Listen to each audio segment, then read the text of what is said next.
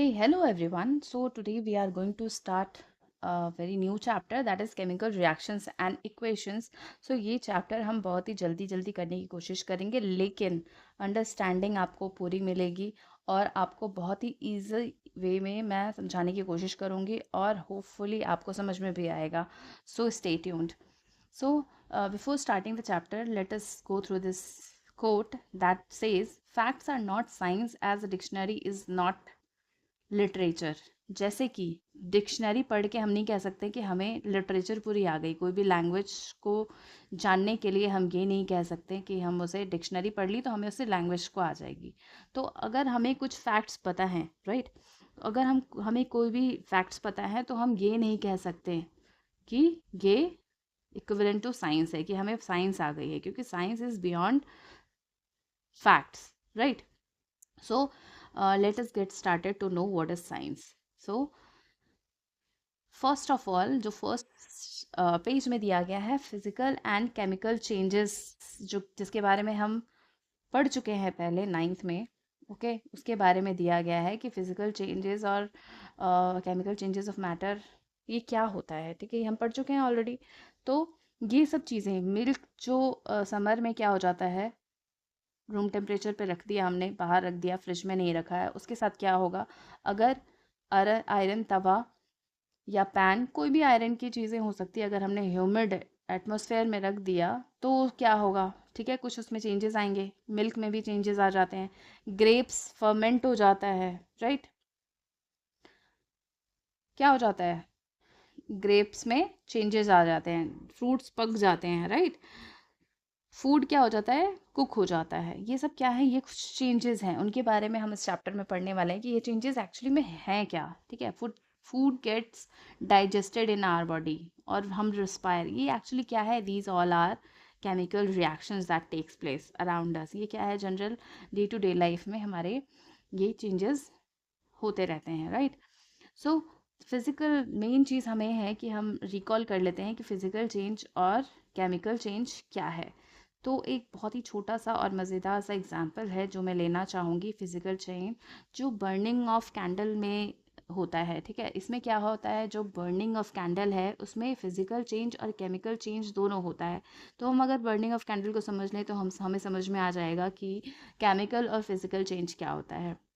ठीक है, तो हम वैक्स, ये वैक्स है. ठीक है, हम जैसे ही कैंडल को बर्न करते हैं ये मेल्ट होना स्टार्ट हो जाता है. तो ये जो मेल्टिंग ऑफ वैक्स है वो क्या है, melting of wax is physical change. Melting of wax is a physical change.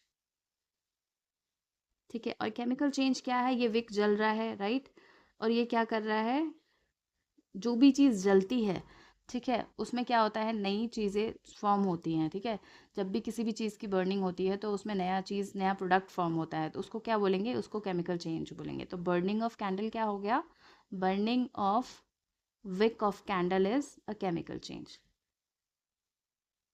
Hmm, जो इसकी बाती होती है, वो जो जल रही है, उसमें क्या हो रहा है, वो अपने आप को कंज्यूम कर रही है, राइट. तो ये क्या हो गया, केमिकल चेंज हो गया. तो केमिकल फिजिकल चेंज जो भी होता है उसमें no new substance is formed, no new substance is formed. ठीक है, और केमिकल चेंज जब भी होगा उसमें क्या होगा, न्यू सब्सटेंस फॉर्म होंगे. न्यू सब्सटेंसेस या सब्सटेंस फॉर्म हो सकता है. तो ये बेसिक सी चीज़ें हैं जो आपको फिजिकल और केमिकल चेंज में आपको जानना ज़रूरी होता है कि फिजिकल चेंज क्या है और केमिकल चेंज क्या है, और बाकी क्या है वो हम केमिकल चेंजेस के बारे में हम इस चैप्टर में पढ़ेंगे. तो केमिकल रिएक्शन हम कब बोलते हैं, जब भी कहीं पे भी केमिकल चेंज होता है उसी चीज़ को हम केमिकल रिएक्शन बोल देते हैं. तो केमिकल रिएक्शन को समझने के लिए फर्स्ट ऑफ ऑल हमें ये एक्टिविटी दी गई है, एक्टिविटी 1.1, राइट. इसमें क्या किया गया है, एक मैग्नीशियम रिबन लिया गया है. ठीक है, जो रिबन लाइक चीज़ होती है ना, मार्केट में मिल जाती है, ये रिबन किस चीज़ की है, मैग्नीशियम की है. इसको क्या किया गया, इसको बर्नर से जलाया गया, और उसको जलाने से पहले हमने क्या किया, सैंड पेपर से इसको क्लीन किया, इसके सरफेस को क्लीन किया. तो आपके एनसीईआरटी में एक क्वेश्चन है कि मैग्नीशियम रिबन को जलाने से पहले इसको सैंड पेपर से हमने क्लीन क्यों किया. तो इसका आंसर है कि हम सैंड पेपर, मैग्नीशियम क्या है, एक बहुत ही रिएक्टिव मेटल है। तो इसके रिएक्टिव होने की वजह से क्या होता है, इसके बॉडी सरफेस पे क्या हो जाता है, ऑक्साइड की लेयर फॉर्म हो जाती है, ऑक्साइड की लेयर फॉर्म हो जाती है, ठीक है। ऑक्साइड लेयर फॉर्म हो जाती है। तो ऑक्साइड लेयर अगर ऑलरेडी फॉर्म है तो ये किसी भी चीज़ के साथ रिएक्ट नहीं करेगा, बर्न नहीं करेगा, क्यों? क्योंकि इसके ऊपर ऑलरेडी ऑक्साइड लेयर है। लेकिन हमें क्या करना है, हमें मैग्नीशियम के साथ रिएक्शन कराना है इस पर्टिकुलर इस एक्टिविटी में। तो हमें क्या करना पड़ेगा, उस ऑक्साइड लेयर को क्लीन करने के लिए हम सैंड पेपर से रब करेंगे, ताकि वो जो मैग्नीशियम लेयर है वो एक्सपोज्ड हो जाए और हम इसको जला पाएँ मैग्नीशियम को।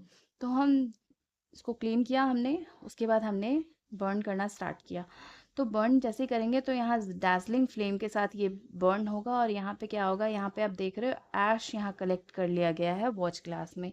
तो ये ऐश क्या है, ये न्यू प्रोडक्ट फॉर्म हुआ है, ये न्यू प्रोडक्ट फॉर्म हुआ है after burning this magnesium in the presence of air. Air में क्या है, ऑक्सीजन के साथ रिएक्ट करके ये न्यू प्रोडक्ट फॉर्म कर रहा है, जो कि क्या है, मैग्नीशियम ऑक्साइड है।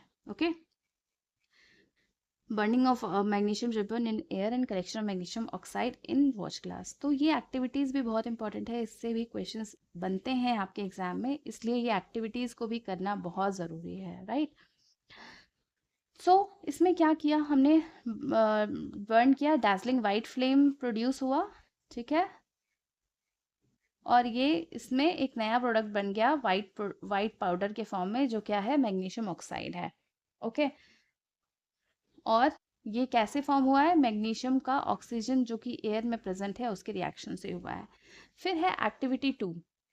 तो जो फर्स्ट एक्टिविटी है उसमें क्या क्या हुआ, मैग्नीशियम को ऑक्सीजन के साथ रिएक्ट कराया और मैग्नीशियम ऑक्साइड बन गया, राइट। ये बैलेंसिंग है इसकी, और ये बैलेंसिंग भी आपको मैं सिखाऊंगी अगली वीडियोस में। ये बहुत छोटा सा वीडियोस रखूंगी मैं, ताकि आपको बहुत इजीली समझ में आए, हर टॉपिक अच्छे समझ में आए। कॉन्सेप्चुअल क्लैरिटी बहुत ही इंपॉर्टेंट होती है, जो आगे की क्लासेस में भी आपको बहुत हेल्प करती है, राइट। तो क्या होता है, इसमें न्यू प्रोडक्ट फॉर्म हुआ है। फिर ओके, फिर हम एक्टिविटी 1.2 करते हैं। इसमें क्या किया हमने, एक टेस्ट ट्यूब लिया, उसमें लेड नाइट्रेट लिया हमने, टेस्ट ट्यूब में हमने लेड नाइट्रेट लिया। तो जैसे जैसे हम एक्टिविटी कर रहे हैं मैं आपको फॉर्मूला भी बताती जाऊंगी, ताकि आपको, हम जितना यूज़ करते हैं ना फॉर्मूला को, उतनी जल्दी हमें ये याद रहने लगता है, ठीक है। तो इसलिए हम ये यूज़ करेंगे। इस टेस्ट ट्यूब में हमने लेड नाइट्रेट लिया, और इसमें हमने क्या ऐड किया, इसमें पोटेशियम आयोडाइड हमने ऐड कर दिया, ठीक है। तो इसके रिएक्शन से क्या हुआ, इसके रिएक्शन से हमें लेड आयोडाइड PbI2, जो कि क्या है, एक सॉलिड फॉर्म में प्रेसिपिटेट बनाएगा। प्रेसिपिटेट क्या होता है, कोई भी सॉलिड चीज़ें जो किसी भी रिएक्शन में फॉर्म होती है और वो इनसॉल्युबल होती है उस सॉल्यूशन में, वो क्या कर देती है, इनसॉल्युबल, वो डिज़ोल्व नहीं होती है किसी भी सॉल्यूशन में, उसको प्रेसिपिटेट बोलते हैं, ठीक है। और इसके साथ ये पोटेशियम नाइट्रेट फॉर्म हो जाएगा, जो कि एक्वस होगा। एक्वस क्या होता है, एक्वस कोई भी सॉल्यूशन जो वाटर में प्रिपेयर किया जाता है उसको एक्वस सॉल्यूशन बोलते हैं, ठीक है। तो ये जो प्रेसिपिटेट होगा वो येलो कलर का होगा। तो चेंज इन कलर हो गया, ठीक है। ये कलरलेस था, लेड नाइट्रेट, और